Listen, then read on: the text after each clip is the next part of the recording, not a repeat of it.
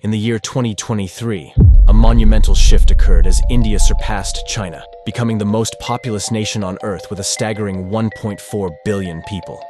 This remarkable achievement solidified India's position as the largest democracy globally.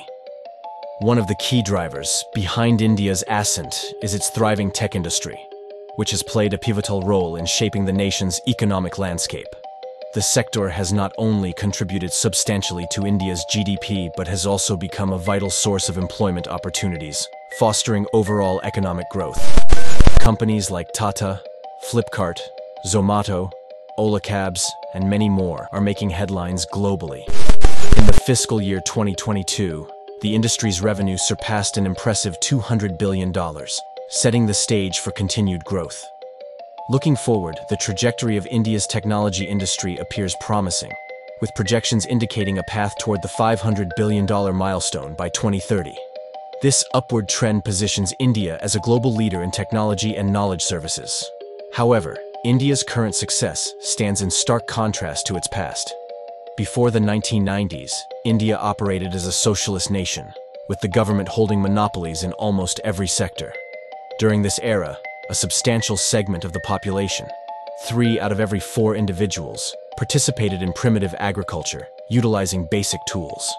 Whether as impoverished landless laborers or small-plot farmers, the pursuit of a subsistence life posed considerable challenges. The literacy rate was a mere 14%, and the average life expectancy was a meager 32 years. The transformation India has undergone from those challenging times to its present status as a burgeoning economic powerhouse is nothing short of remarkable. But how India achieved all of this? This is the story of India's magnificent transformation.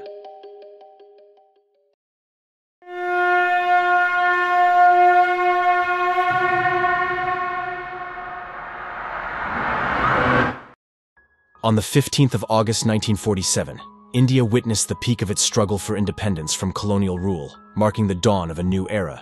While the nation celebrated its freedom from British dominance, it soon faced the formidable challenges of addressing social, economic, and political issues that ended its progress. Tensions stretched to a breaking point with Pakistan over the division of assets.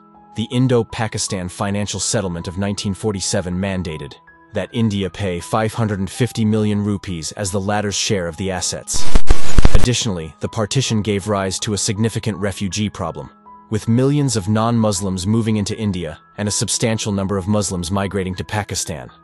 Financial constraints loomed large over India from the beginning, as resources were scarce to support its vast population.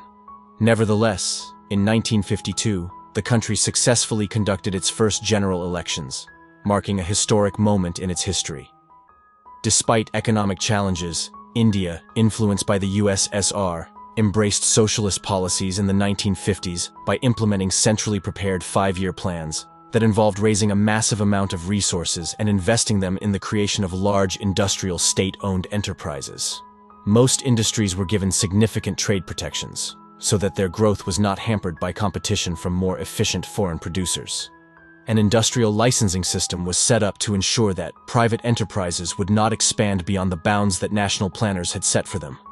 The system required all private firms, beyond a certain small-sized firms, to obtain a license whenever they wanted to expand capacity, produce new products, change their input mix, import inputs, or relocate plants.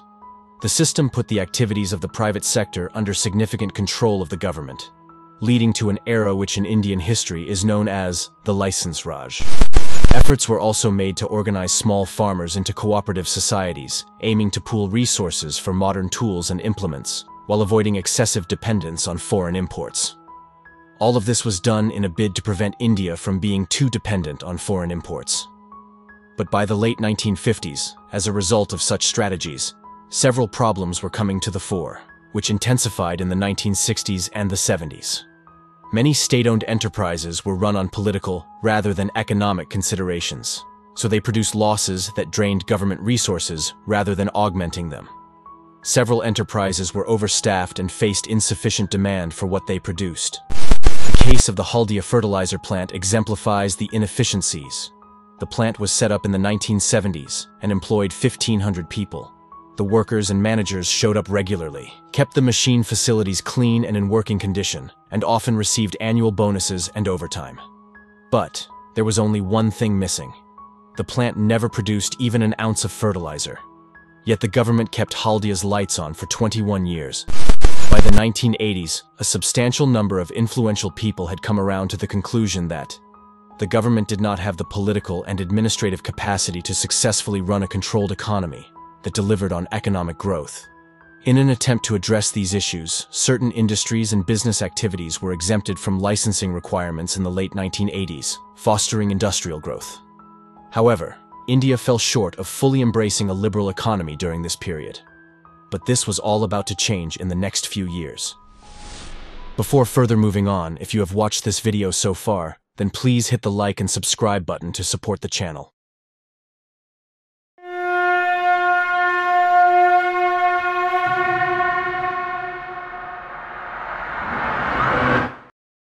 Following the collapse of its key ally, the USSR, in 1991, India faced a looming foreign exchange shortage that posed a serious threat to its economy, triggered by a balance of payments crisis.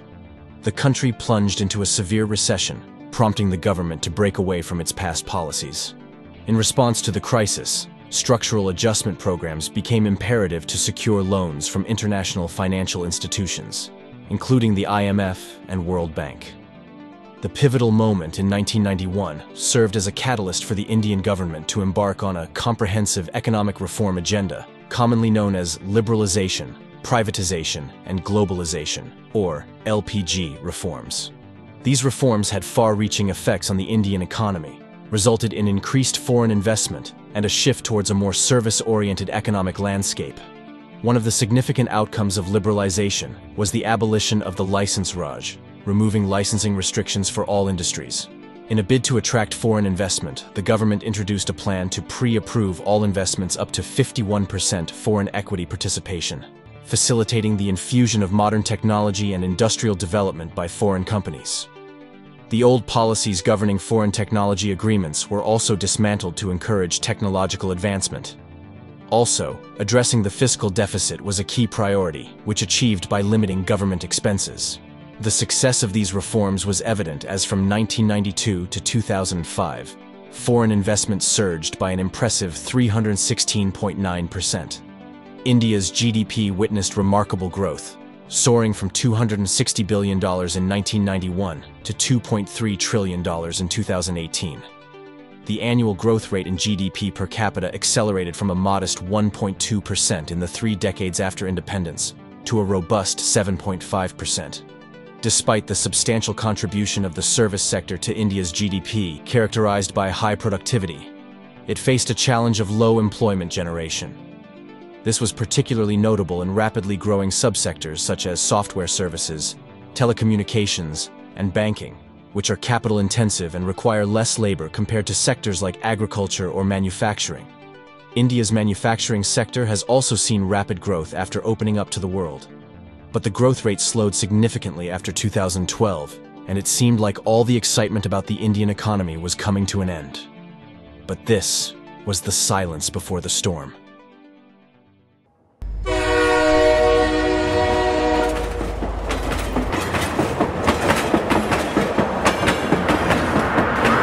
A new leader, a new era for India. India's opposition leader, Narendra Modi, is now Prime Minister-elect, delivering a crushing blow to the Indian National Congress, which has controlled India's government for most of its post-colonial history, by sweeping an election that saw 550 million votes cast.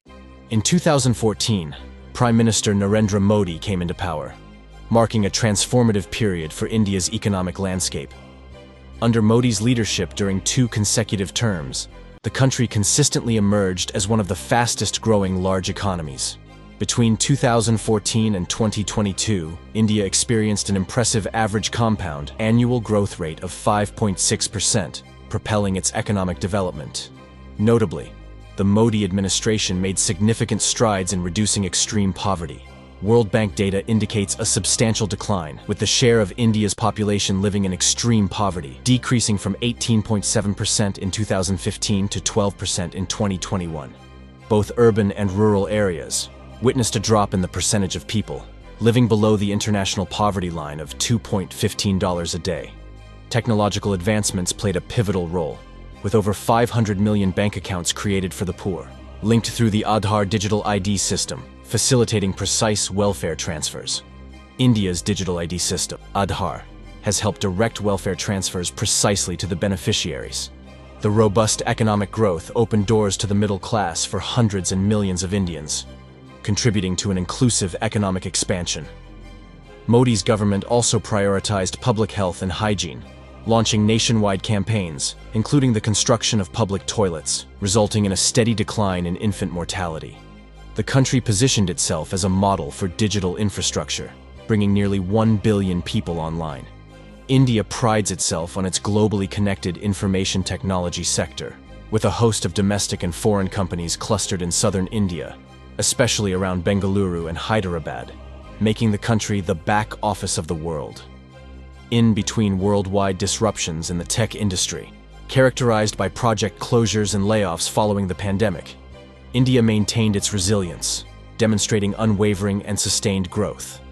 Apple designating India as a pivotal manufacturing hub, boasting a remarkable 48% annual growth in revenue during fiscal year 2023, reaching $5.9 billion.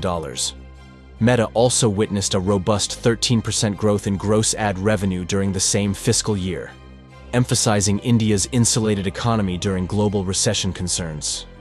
This consistent upward trajectory of these global tech companies in India, despite turbulent global conditions, speaks volumes about the country's potential as a lucrative market and a stronghold for future expansions. A decade of substantial foreign direct investment reflects confidence in India's long-term growth potential. The startup revolution in India has boosted by some iconic startup success stories like Flipkart, Paytm, Zomato, Ola Cabs, etc. Many Indian startups have achieved the unicorn status, with over 100 startups valued at over $1 billion valuation. In terms of number of unicorns, India ranks on number 3rd position, just behind the US and China. The future outlook for the Indian startup space is very promising, given the large market opportunity, policy support, and availability of risk capital, and with the right nurturing, the Indian startup ecosystem has the potential to drive innovation, create large-scale employment, and contribute to the economic growth of the country. The government has launched initiatives like Startup India to boost entrepreneurship and create a supportive environment for startups.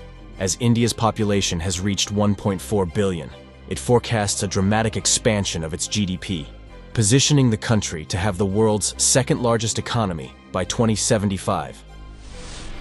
Presently, India holds the position of the world's 5th-largest economy. However, India grapples with a never-ending list of challenges on its journey to be the 2nd-largest economy. One pressing issue is the deficiency in modern infrastructure. The Indian government is actively addressing this concern by initiating projects such as GIFT City in Gujarat and the Delhi-Mumbai Industrial Corridor. These mega-projects include the development of railway lines, highways, and sprawling urban centers.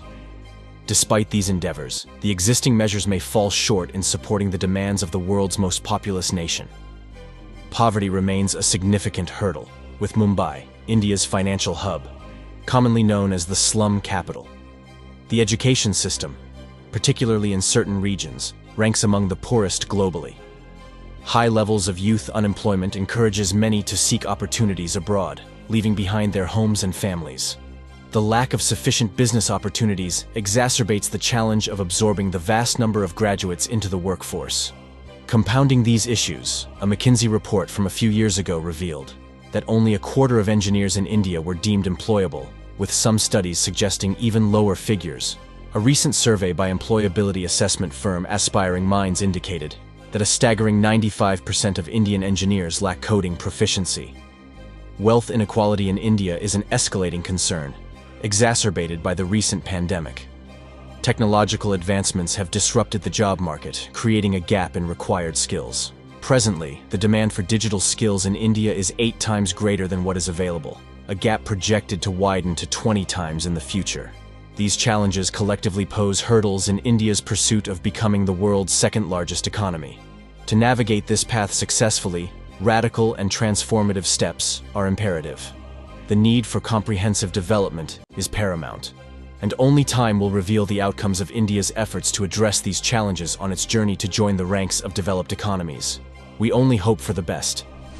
As India boasts Bollywood, a vibrant industry of Hindi films that is gradually gaining global recognition, there exists another country in the eastern part of Asia, South Korea. South Korean culture and its entertainment industry have not only become globally mainstream, but are also widely appreciated by audiences worldwide. However, despite its success, South Korea faces significant challenges. And to know that how South Korean miracle becoming the cause of its extinction, click on the video to the right, and I will see you there.